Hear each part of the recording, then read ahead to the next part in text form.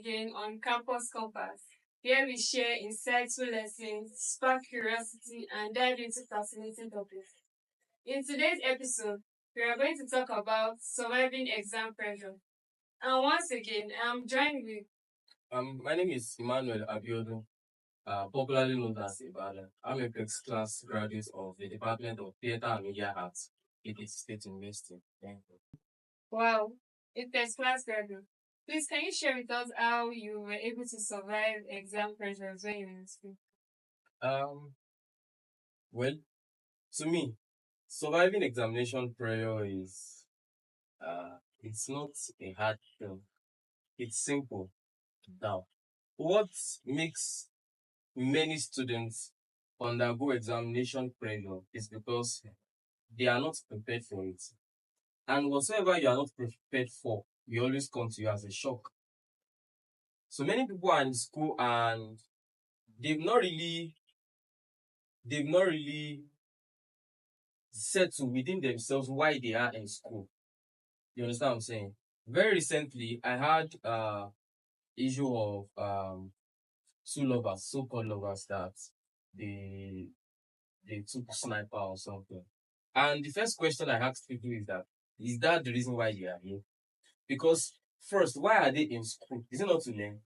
It's to learn. So my priority or any student's priority in school is to learn.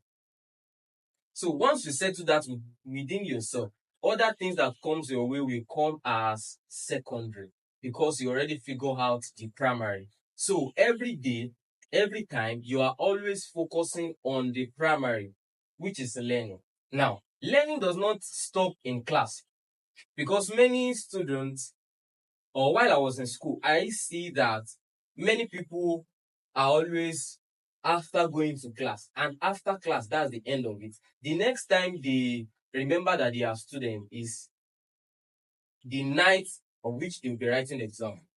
And that's very wrong. Why? Because the lecturers would have engaged the students in series of coursework, different subjects, different topics, and some of them having subheadings. And students will want to wake up on the exam morning and cover those pages. It doesn't work as magic.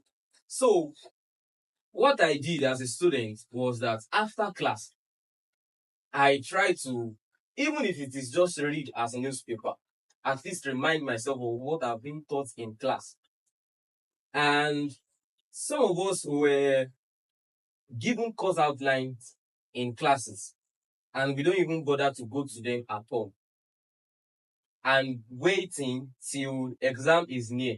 So when people say that, especially in our own school, when people hear that exam is in a week time, they don't pay attention to it because they know that the school management will definitely postpone the exam. So instead of them to start reading, they don't. They will wait till another timetable is being released. So when another timetable is released, they now start preparing.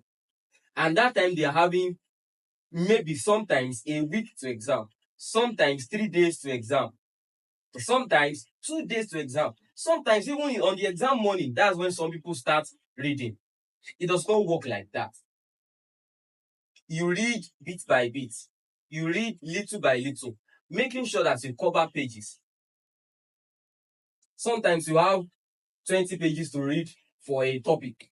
Sometimes you have 200 pages to read for even a subject matter, maybe a theory. So how do you wake up on the exam morning and want to cover those pages? There is no how you will not be under exam pressure.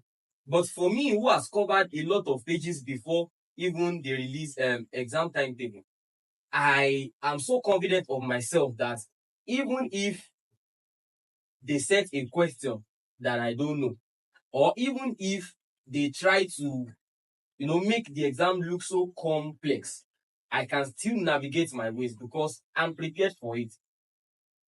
Once you are prepared, you will do away with pressure. And like I said the other time, when you have not prepared for something, the thing will always come to you as a shock. But when you are prepared, you are always ready.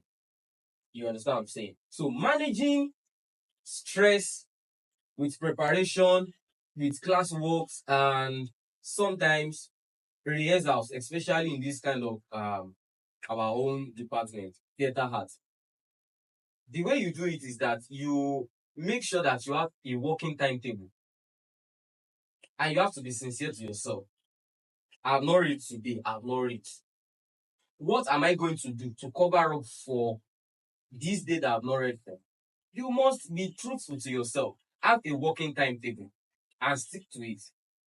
There are sometimes I just decide that, okay, for this week, I'm just going to read a play text. If another person here, they will be like, is a play text not too small? But I'm somehow different from somebody that has not planned to read anything. So if I read a play text per week, that means in a month, I'll read 4.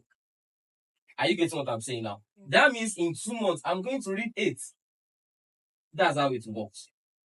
But if you don't have a working timetable and you're not truthful to yourself, there is no way you will not be under pressure when exam time comes. You understand what I'm saying? So, and another thing that makes students undergo exam pressure is that many students are lazy.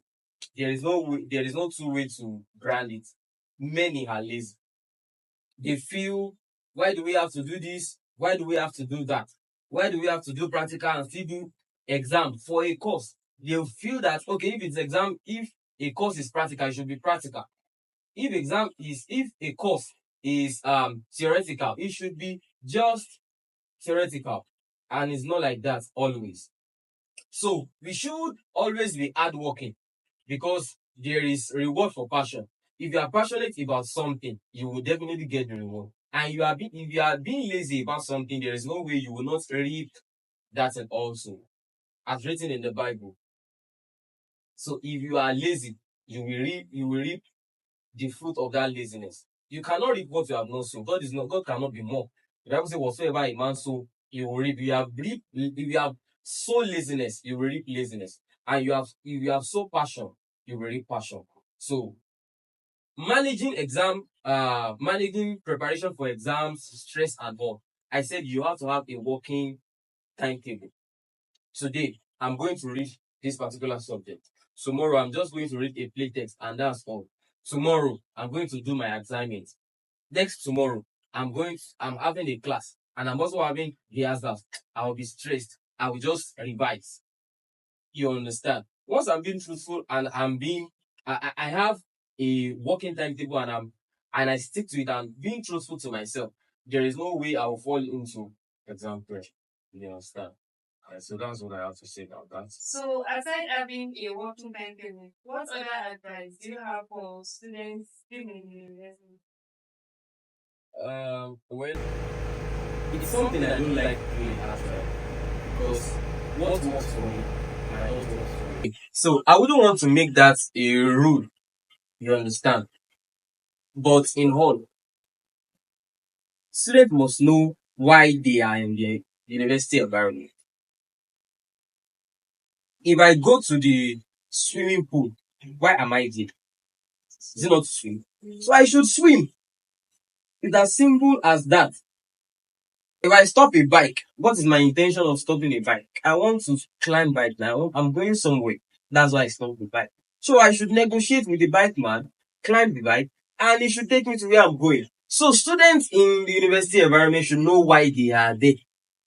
The other time I asked a question that is this the reason why these people are here? If that's the reason why they are here, they should continue. But if that's not the reason why they are here, then they should retrace their steps. So students should focus on their education.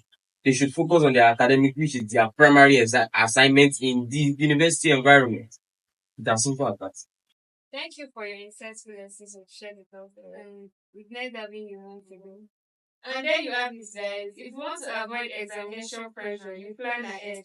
Thank you for watching today's episode. See you next episode. Bye.